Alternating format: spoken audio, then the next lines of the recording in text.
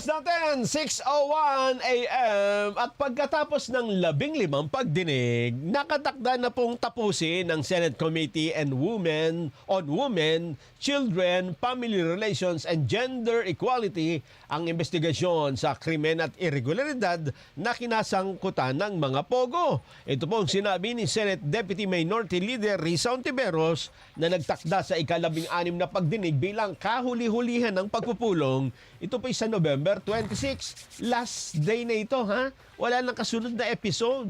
Last episode na ng drama series na kung tawagin ay Alice Guo. So, ibig sabihin, papalayan na rin si Alice pag natapos na. Hindi pa. Ganon? Oo. May Ganun ba? nakapile na mga kaso eh. Ha? Oo. Sa pagdinig noong November 8, humarap ho si Mary Ann Maslog, mas kilala bilang Jessica Francisco, ang sinasabing textbook scammer na pineke daw ang kanyang pagkamatay. Talagang telenovela ang mga storyline, ha? Magtakay mo yan, no? Nakakipagkita umano si Maslog kay Guo sa Indonesia bago siya mahuli doon ng mga otoridad. Dagdag ni Hontiveros, mas marami pang detalye ang ibubunyag sa susunod na pagdinig. Ha? Climax na tayo. Yun. Kaugnay sa koneksyon ng mga pogo sa pagiging Chinese spy nito. Ayan, ang pag-uusapan na ay espionage na, ha?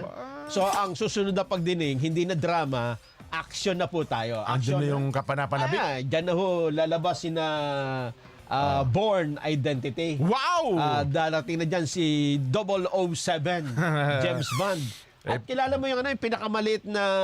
Si Weng Weng. Oo. Ano yun?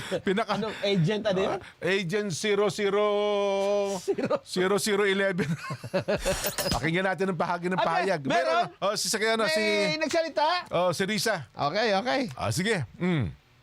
May bagong impormasyon po tayong nakalap, lalo na sa pagkakaroon ng mga espiya ng China dito sa Pilipinas sa pamamagitan ng mga pogo.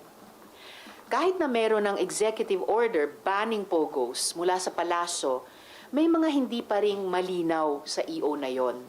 Kaya sa next hearing, ilalahad po natin yung mga reforma sa batas na kailangang isulong dito sa Senado dahil sa napakaraming irregularidad at policy gaps na nakita natin sa pagkalat ng pogo at ng mga kaakibat nitong krimen.